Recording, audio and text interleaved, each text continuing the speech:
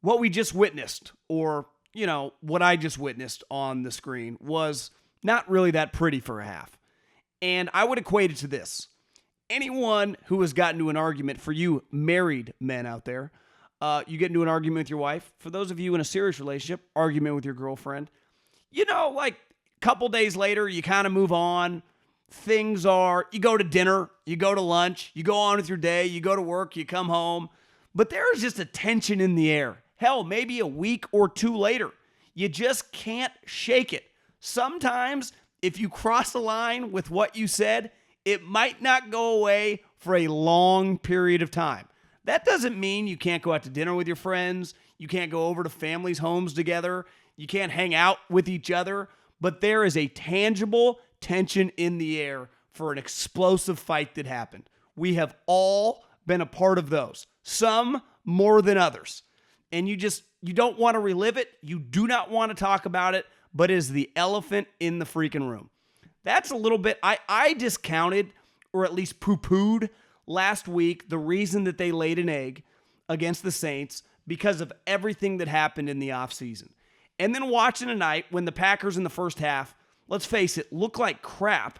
And Peyton Manning and Eli Manning even mentioned, it was a little weird after the game that he's still talking about the offseason. And it's like there was this, it won't go away. And Aaron hasn't exactly let it go away. And I have to at least acknowledge the fact that there might be something lingering. Now, they pulled away in the second half. They have Aaron freaking Rodgers and Devontae Adams, and they're playing the Lions. But that half of football, after, to come into this game at home and look like that, to me is a little alarming. The other thing that's alarming about the Packers is they fire their defensive coordinator and they go hire Joe Barry, who, check his resume. He's not exactly Vic Fangio or Monty Kiffin. And I think we've seen tonight, I don't know if he's going to be that great of a defensive coordinator. Now, is it all his fault? Is there personnel? It doesn't exactly parallel the 85 Bears? Yeah, I would agree. They don't have, Reggie White ain't walking through that door. But I don't exactly look at Joe Barry as a guy keeping Sean McVay, keeping Kyle Shanahan, keeping Bruce Arians and Leftwich and Brady up at night. And I think next week, I'm a little bit out of a loss with the Packers. I thought coming into the season, they are a powerhouse. They're going to compete with the top teams in the NFC, and more than likely, they have every bit the chance to represent the NFC in the Super Bowl. Like they were going to win 13, 14 games and just cruise. I don't think that anymore because I think it's fair to now kind of just, let's call it what it is. The offseason has bled into their regular season now. Maybe, they're missing a couple players on defense. Maybe they're just not quite as talented. Maybe Aaron, just a year older, didn't focus that much this offseason. I do think that's fair to have that discussion.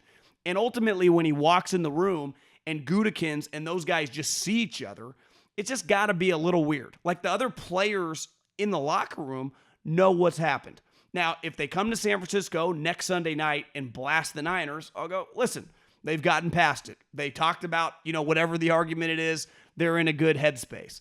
But if they go to San Francisco, a team that 2 years ago, when the Niners were good, blasted them twice, destroyed them once on Sunday Night Football, and then clowned them again in the NFC Championship game.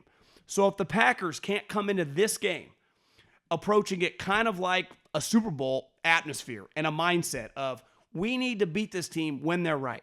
Last year, the Packers beat them, but the Niners had 17 players on the COVID list, and C.J. Beathard and Nick Mullins playing quarterback. It was like the JV squad. This is the real squad. And for the Packers who kind of want to get the mojo back, I do think it's important this Sunday night to play well. And from what I saw tonight in that first half, that is not playing good football. So I got the Green Bay Packers red flagged.